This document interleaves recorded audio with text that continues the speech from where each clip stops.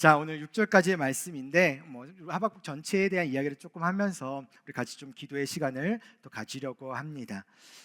우리의 신앙 여정들을 생각해 보면은 은혜라는 단어들, 또한 감사라는 이러한 단어들이 참 많이 등장을 합니다. 성경을 통해서 하나님의 신실함과 우리가 공의를 계속해서 배워가고 있고 또 경험하고 있다 보니까 어떤 이런 은혜나 이런 감사에 대한 부분들, 또 하나님의 선하심을 우리가 굳게 믿고 있다 보니까 하나님께서 우리에게 베푸시는 은혜에 대한 모습들과 또 그것을 우리가 하나님 앞에 감사해야 하는 것들이 사실은 우리의 고백 가운데 많이 등장하는 단어로 나타나죠. 그런데 때로는요, 하나님 앞에서 왜라는 질문이 가득 차 있었을 때도 있었던 것 같다라는 생각을 해봅니다. 왜냐하면 우리가 살아가고 있는 삶의 현실들을 우리가 좀 돌아봤을 때 우리는 정직하게 땀 흘리는 사람들이 고통을 받는 경우도 참 많이 봤고요. 아니면 또 불의한 자들이 오히려 땅덩거리면서 살아가고 있는, 어떻게 보면 정말 이해할 수 없는 현실 속에 살아가고 있는 모습들이기 때문에 그렇습니다. 그러한 현실, 그러다 보니까 성도로 살아가는 내 안에서의 어떤 신앙, 믿음에 대한 것과 이 현실에 대한 부분들이 커다란 어떤 간극이 존재하고 있다라는 거죠. 보통 이런 거를 이제 딜레마라고 이야기하는데요. 믿음의 딜레마에 빠지게 될 때 우리는 보통 이런 질문들을 합니다. 하나님 정말 살아계신다면 어째서 이런 일이 일어나는 걸까? 하나님의 말씀을 능치 못함이 없다는데 말씀의 약속은 도대체 어디에서 있는 걸까?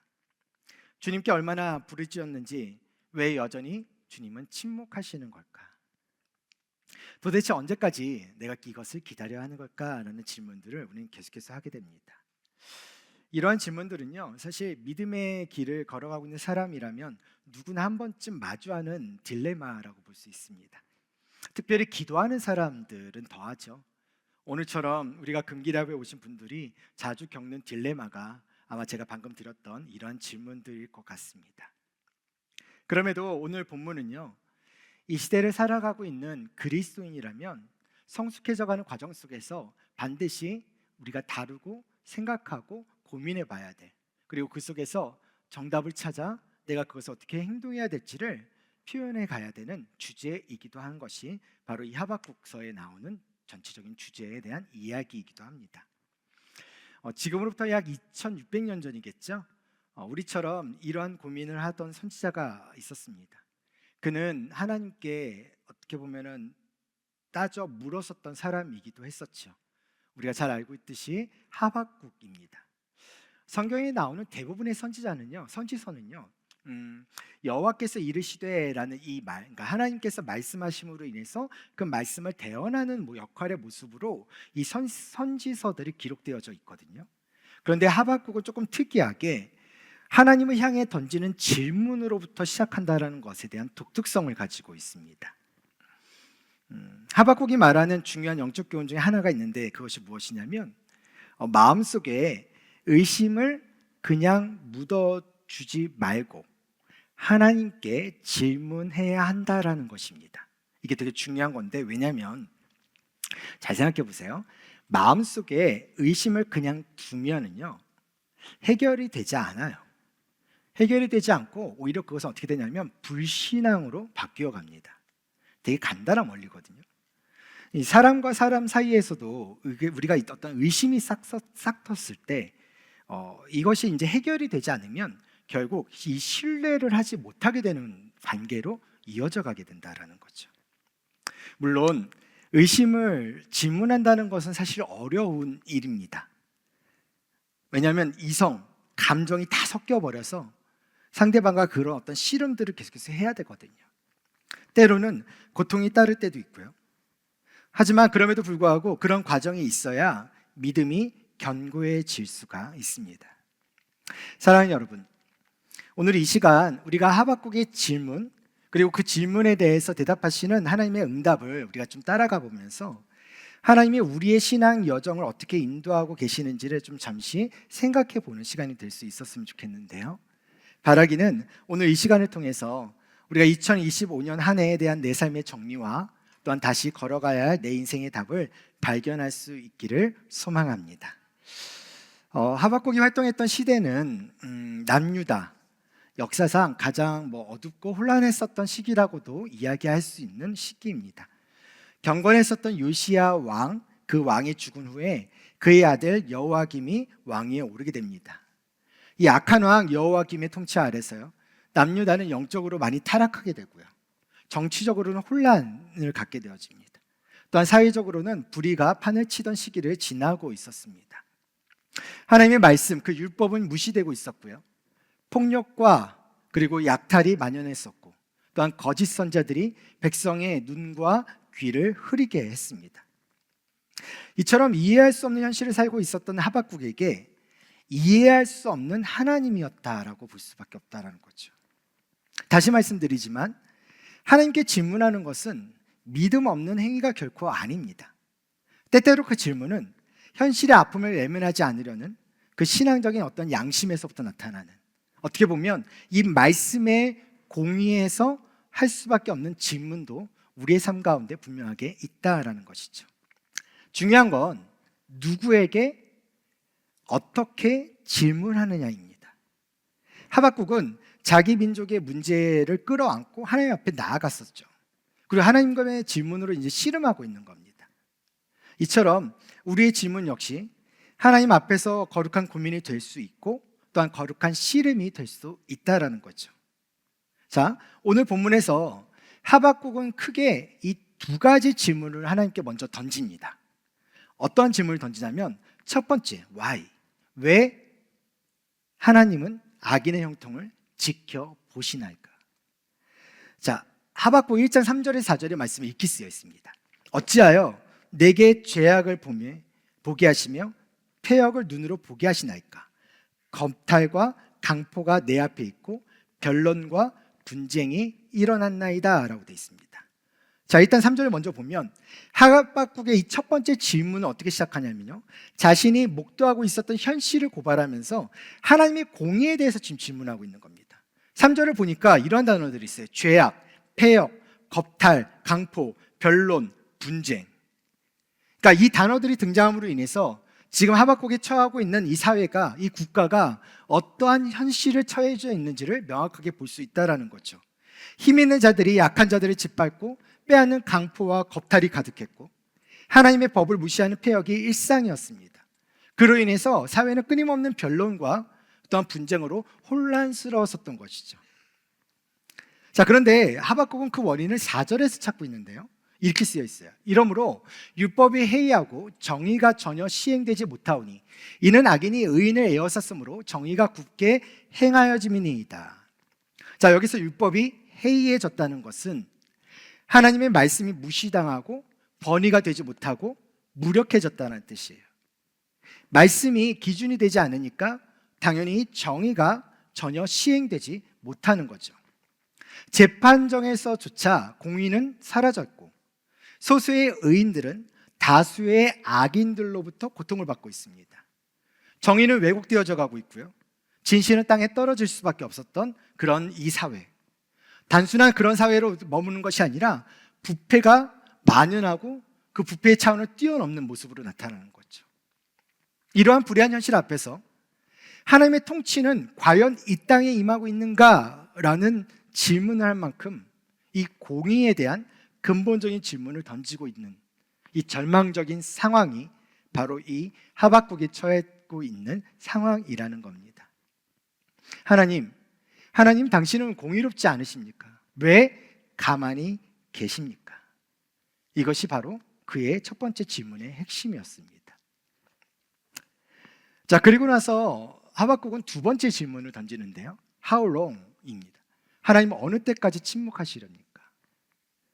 1장 2절에 이렇게 쓰였죠. 여호와여, 내가 부르짖어도 주께서 듣지 아니하시니 어느 때까지니까? 내가 강포로 말미암아 외쳐도 주께서 구원하지 아니하시나이다.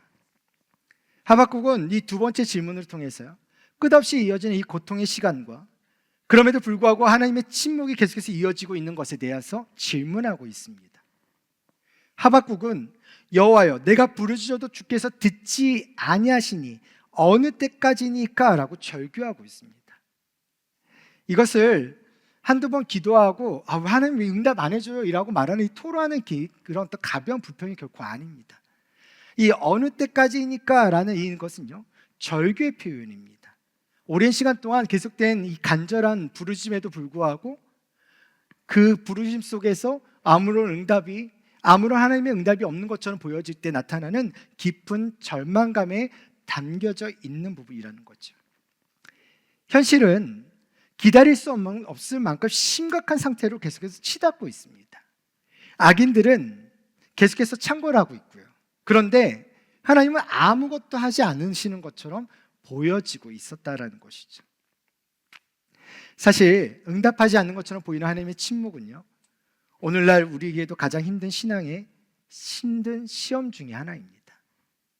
기도하는 사람이 겪는 내가 믿는 하나님, 그런데 내가 마주하고 있는 나의 삶의 현실 사회에서 나타나는 이 커다란 괴리감들, 여기에서 오는 자기 딜레마가 있다는 것이죠.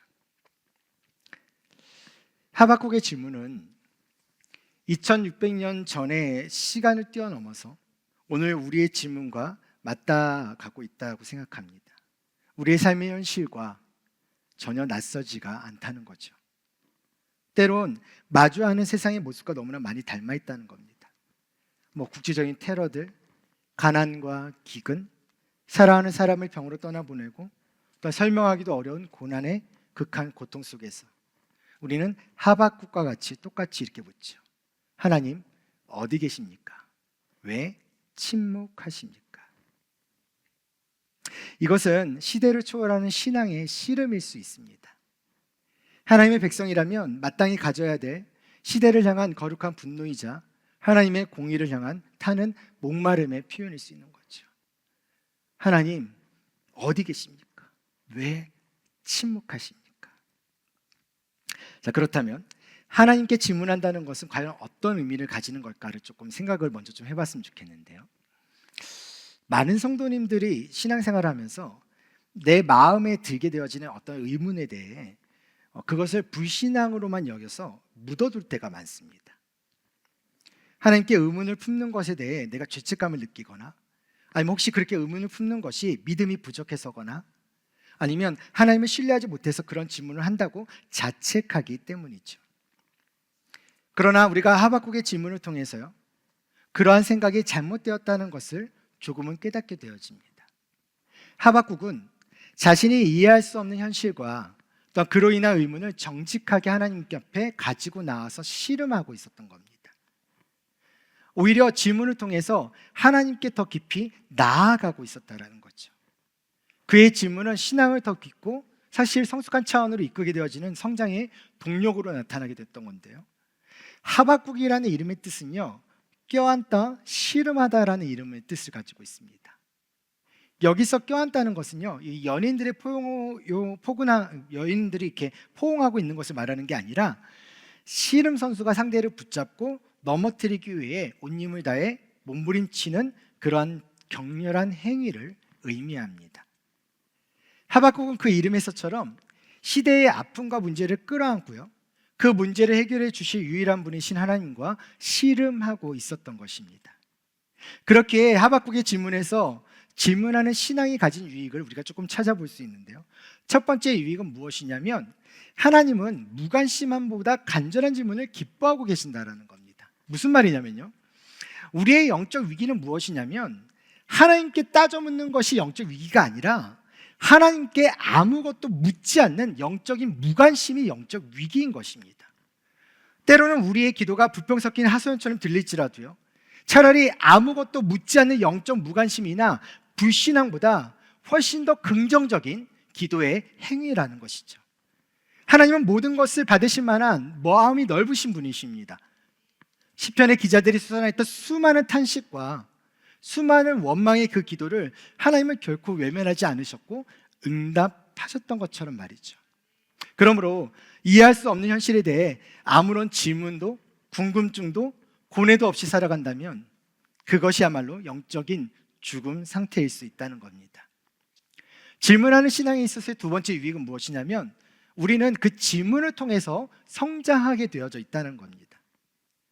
성도는 하나님께 질문할 때요, 그분을 더 깊이 알아가게 되고 신뢰하게 되어져 갑니다. 이것은요, 마치 어린아이가 부모에게 수많은 질문을 던지면서 세상을 배워가고 또 성장해 가는 것처럼 좋은 질문이 좋은 답을 얻고 또 그를 통해 우리는 영적으로 자라나게 되는 거죠. 하박국은 이해할 수 없는 현실 때문에 하나님을 떠나지 않았습니다. 오히려 그는 그 문제를 가지고 하나님과 씨름했고요, 질문을 통해 하나님의 더 큰 계획을 깨닫는 자리로 나아갈 수 있었다라는 거죠. 그 질문은 불신앙의 증거가 아니라 내가 살아있는 신앙을 가지고 있다라는 그 몸부림이었던 것입니다. 예전에 이런 이야기를 많이 들었었는데요, 그리스도인은 한 손에는 성경을, 다른 한 손에는 신문을 들여야 한다라는 얘기를 많이 참 들었었습니다. 이 뜻은 성경의 진리를 붙들고 동시에 우리가 살아가는 세상의 현실을 직시하고 기도해야 한다라는 뜻이기도 하죠. 제가 대학생 때는요, 성경하고 전공서적을 많이 이야기했습니다. 한 손에는 성경, 한 손에는 전공서적을 들고 있어야 된다라고 배웠었습니다. 요즘에는 신문보다는 또 다른 것들, 어떠한 것들이 있었겠죠. 하지만 한 손에는 반드시 성경을 들고 있다는 것은 변하지 않는 진리입니다. 우리 모두는요, 한쪽 눈은 어쩌면 언제나 현실을 뜨고 있어야 될 부분이죠. 하지만 또 다른 한쪽 눈은 하나님 앞에 기도하며 나아가야 될 시선으로 나아가야 되는 모습들이 우리 안에 필요하다는 겁니다.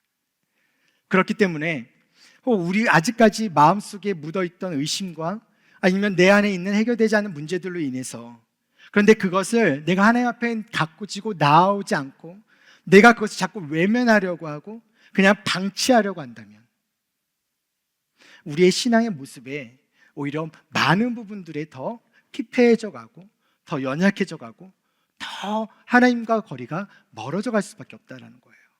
그렇기 때문에 우리는 그 문제들을 더 이상 외면하지 말고 정직하게 그 모든 것을 하나님 앞에 꺼내 놔야 한다는 겁니다. 당신의 삶에 묻어있던 질문들을 다 끄집어낼 때 그때 당신의 신앙이 성장하게 될 것이고요, 거기서부터 출발하게 될 것입니다. 사실 이것을 통해서만으로도 우리는 많은 것들을 깨닫게 되어지는데요. 자, 그렇다면 하박국의 질문에 대해서 하나님이 어떻게 대답을 하셨는지를 조금 찾아볼 수 있었으면 좋겠습니다. 보통 우리가 응답이라는 것을 생각을 할 때 우리가 기대하는 방식으로 우리 눈앞의 문제들이 즉각 제거되는 방식, 어떠한 그런 것들을 응답으로 바랄 때가 많습니다. 그러나 하나님의 응답은 우리의 그러한 예상에서 자주 빗나가는 것 같습니다. 그런데 그 예상치 못한 응답 속에서 더 크고 깊은 하나님의 섭리는 언제나 있다는 것이죠. 자, 응답하시는 하나님의 생각은요, 하박국에게 너의 좁은 시야에서 조금 벗어나서 역사를 주관하는 나의 큰 그림을 보기를 원하는 게 지금 하나님이 하박국과의 대화 가운데 하박국의 질문을 통해 말하고자 하는 하나님 마음의 의도입니다. 보이는 게 있다는 거죠. 하나님의 역사하심을 바라보고 하나님께서 주관하시는 것에 대한 큰 그림을 바라보려고 노력할 때 보여지는 게 있다는 거예요. 그게 근데 무엇이냐면 5절을 볼게요. 여호와께서 이르시되 너희는 여러 나라를 보고 또 보고 놀라고 또 놀랄지어다. 너희의 생전에 내가 한 가지 일을 행할 것이라. 누가 너희에게 말할지라도 너희가 믿지 아니하리라. 자, 여기서 너희가 믿겨지지 않는다라는 말의 의미예요. 그러니까 믿지 않는다는 게 안 믿는다라는 게 아니라 믿겨지지 않는다라는 말입니다. 그러니까 하나님은 지금 믿겨지지 않는 일을 하시겠다라는 거예요. 무슨 말이에요? 하나님은 침묵하시는 것이 아닙니다. 하나님은 여전히 일하고 계셨다라는 것이죠. 자, 그렇다면 하나님이 행하실 그 믿을 수 없는, 믿겨지지 않는 일이 과연 무엇일까? 그게 바로 6절에 나오는데요. 보라, 내가 사납고 성급한 백성 곧 땅이 넓은 곳으로 다니며 자기의 소유가 아닌 거처들을 점령하는 갈대아 사람을 일으켰나니. 무슨 말입니까?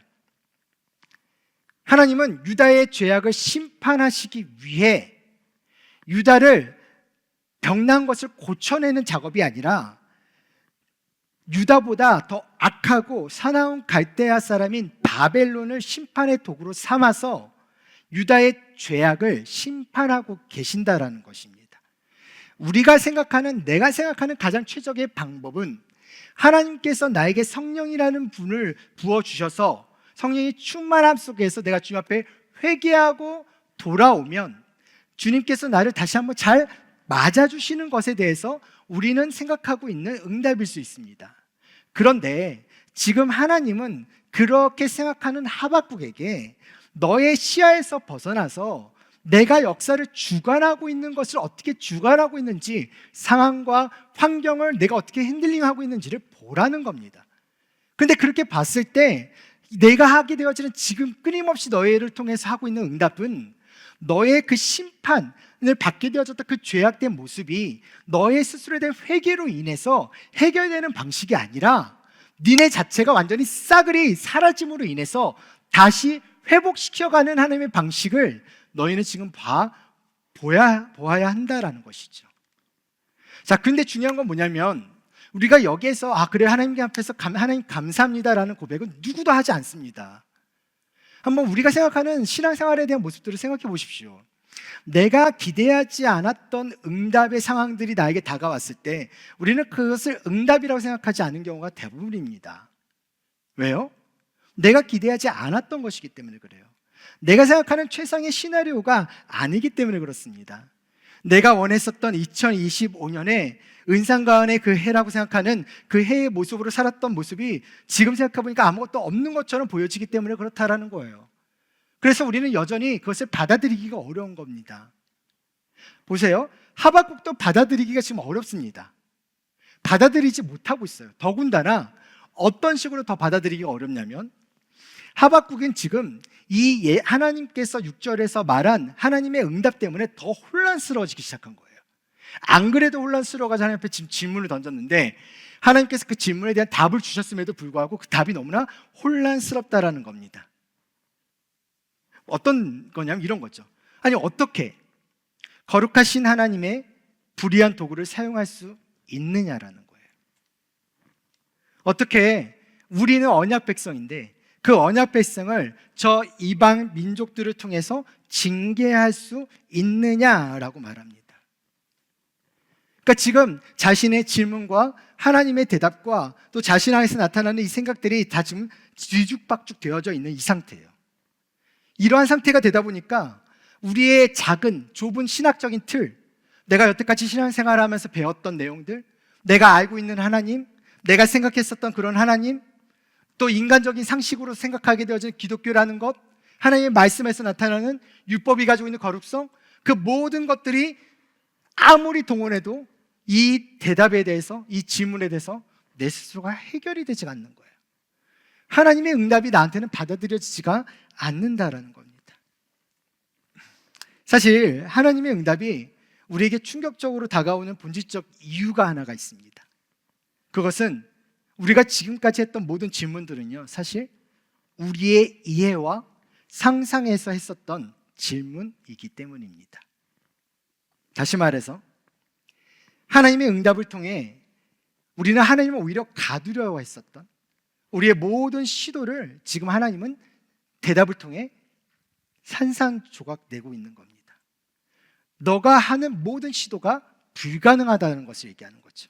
하나님의 주권과 그분이 일하시는 방식은요, 우리 인간 스스로가 무엇인가를 고민하고 생각하고 답을 찾는 과정 속에서 끊임없이 엉켜지고 더 엉켜지는 과정으로 하나님께서 그 과정을 이끌어 가십니다. 그리고 그것을 통해서 하나님은 말씀하십니다. 너가 할 수 있는 일이 아니라는 것을요.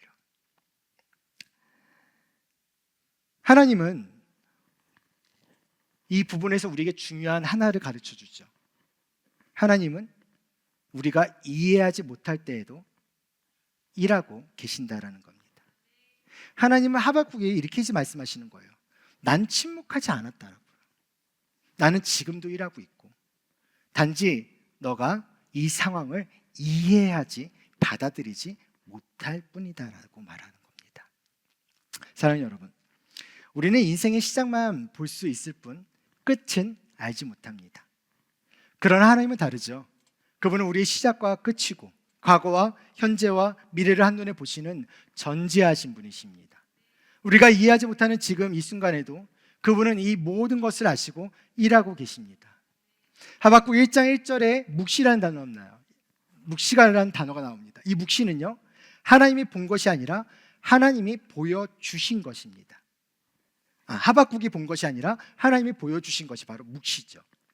우리가 하나님께 무엇인가 알려드려야 하나님이 아시는 것이 아니다라는 겁니다. 정반대어야 되는 거죠.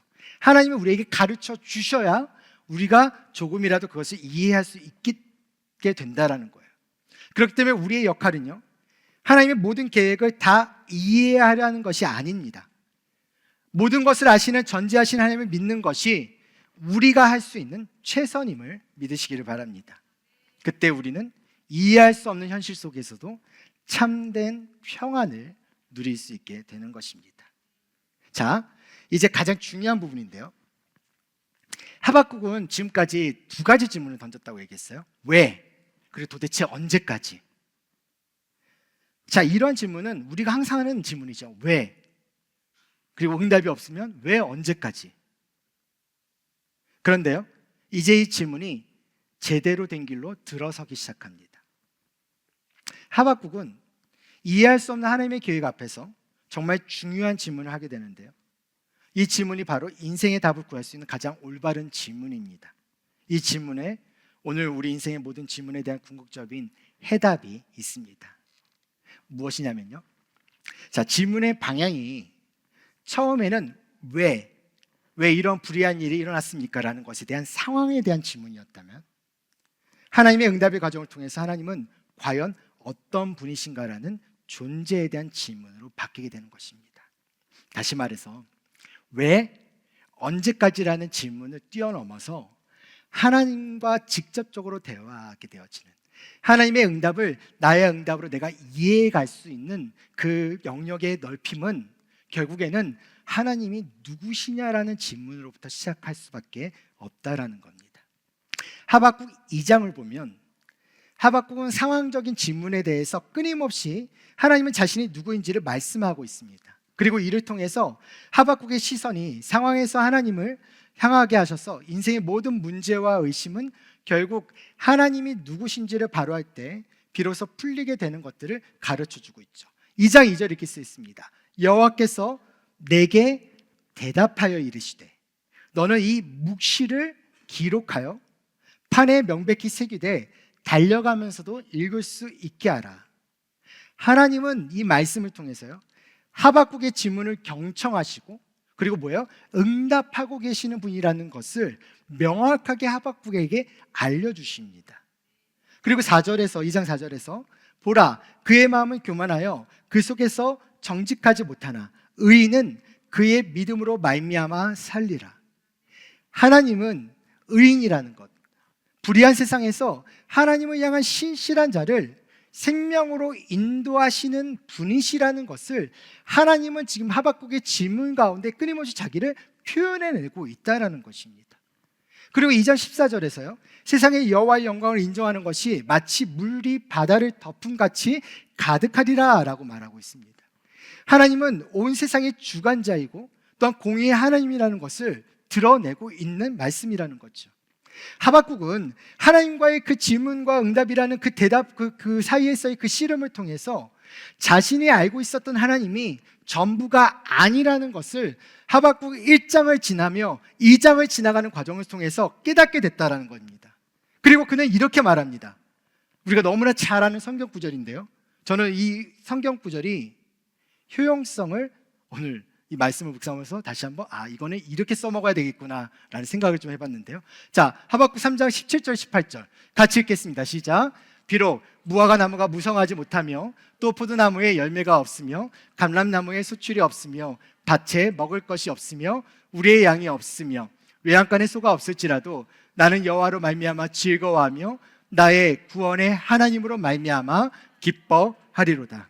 자, 보세요. 이 고백은요, 왜라는 질문에 대한 답이 눈에 보이는 상황과 환경의 변화가 아니라, 그걸 통해서 내가 얻게 되어지는 답이 아니라 누구이신 하나님을 깨달은 자만이 할 수 있는 신앙의 고백이라는 겁니다.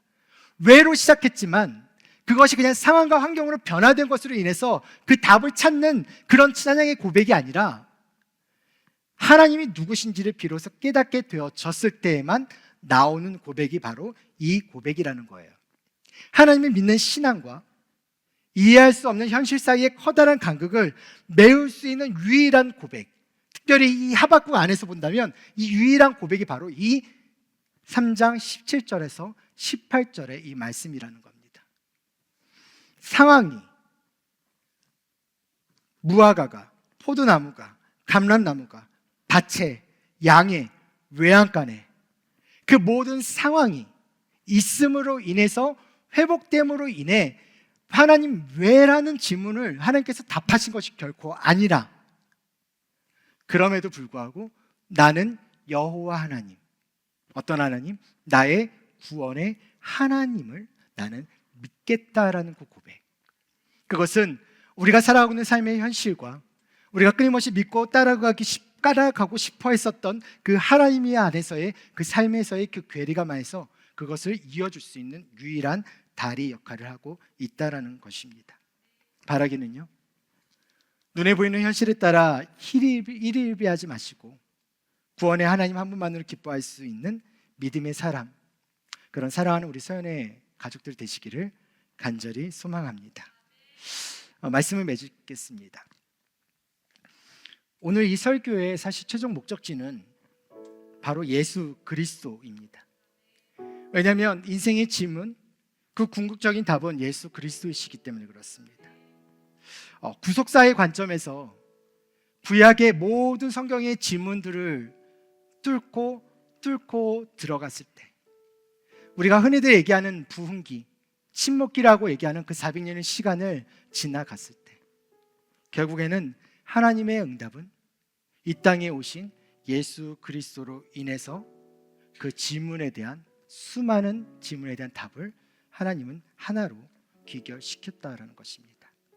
다시 말해서 모든 질문과 기나긴 침묵에 대한 최종적이고 완전한 하나님의 응답은 바로 우리에게 찾아오신 예수 그리스도이시라는 거죠. 마침내 하나님의 말씀이 임했고, 그리고 그 말씀이 육신이 되어 우리 가운데 거하신 분이 바로 그리스도이십니다. 사랑하는 여러분, 부조리한 세상의 고통에 대한 답은 무엇일까요? 십자가에서 우리의 모든 죄와 고통, 세상의 모든 불의를 친히 담당하신 예수 그리스도이십니다. 하나님의 침묵에 대한 답은 무엇이겠습니까? 더 이상 멀리 계시지 않고 말씀 그 자체가 되어 우리에게 찾아오신 임마누엘 예수 그리스도이십니다. 하나님은 누구신가라는 궁극적인 질문에 대한 무엇일까요? 보이지 않는 하나님의 본체시여 가장 완벽한 계시로 자신을 나타내신 예수 그리스도이십니다. 그러므로 우리의 모든 왜와 도대체 어느 때까지라는 이 질문을 가지고 인격이신 예수 그리스도께 나아가십시오. 그분 안에 우리의 모든 질문에 대한 궁극적인 답이 있을 겁니다. 십자가에서 모든 것을 이루신 주님을 신뢰할 때 우리는 하박국처럼 고백하게 될 것입니다. 이 시간, 비록 내 삶에 아무것도 없을지라도 또 우리의 모든 질문을 안고 주님 앞에 나아가 오직 나의 구원의 하나님으로 말미암아 기뻐하겠노라고 결단하며 그분의 음성을 들으며 살아내는 사랑하는 우리 서영 가족들 되시기를 주님의 이름으로 축원합니다. 우리 서로 이렇게 격려했으면 좋겠습니다. 이렇게 좀 담대하게 선포해 주면서 격려했으면 좋겠는데요. 올 한 해 성도님의 답은 예수 그리스도입니다. 격려하겠습니다. 올 한 해 성도님의 답은 예수 그리스도입니다. 우리가 끊임없이 때로는 그것을 잊어서 혼란스러웠던 그때에도 여전히 내 마음 가운데 그 예수 그리스도에 대한 그 믿음이 어느 순간부터가 식어 아마 아무것도 없는 것처럼 느껴졌던 그때에도, 그래서 2025년 그렇게 한 걸음 한 걸음 더디게 또 때로는 힘겹게 그 발걸음을 걸어 왔더라도 왜라는 그 질문 앞에 하나님은 말씀하십니다. 그 모든 것들을 감싸 안으시고 구원하신 분이 바로 예수 그리스도라는 것을요. 여러분을 올 한 해의 정답은 예수 그리스도이셨습니다. 그리고 그 예수 그리스도께서 여러분들의 2026년을 또한 하나의 답으로, 아니 모든 것에 가장 중요한 유일한 답으로 주님께서 여러분의 삶을 또한 이끌어 가실 것입니다. 그래서 이렇게 옆에 있는 분들에게 격려했으면 좋겠습니다. 성도님의 인생은 복된 인생입니다. 격려하겠습니다. 성도님의 인생은 복된 인생입니다. 자, 우리 세 가지 기도 제목 좀 정리했는데요. 우리 첫 번째 같이 읽겠습니다. 시작. 이해할 수 없는 현실 앞에서 더 깊은 믿음의 자리로 초대하는 예수 그리스도라는 인생의 답을 만나게 하옵소서. 아멘. 두 번째, 상황에 대한 질문이 아닌 하나님만 아는 답을 가르쳐 주시는 예수 그리스도라는 인생의 답을 만나게 하옵소서. 아멘. 세 번째, 풀리지 않는 문제로 치열하게 기도하는 심령을 기쁘게 하시는 예수 그리스도라는 인생의 답을 만나게 하옵소서. 아멘.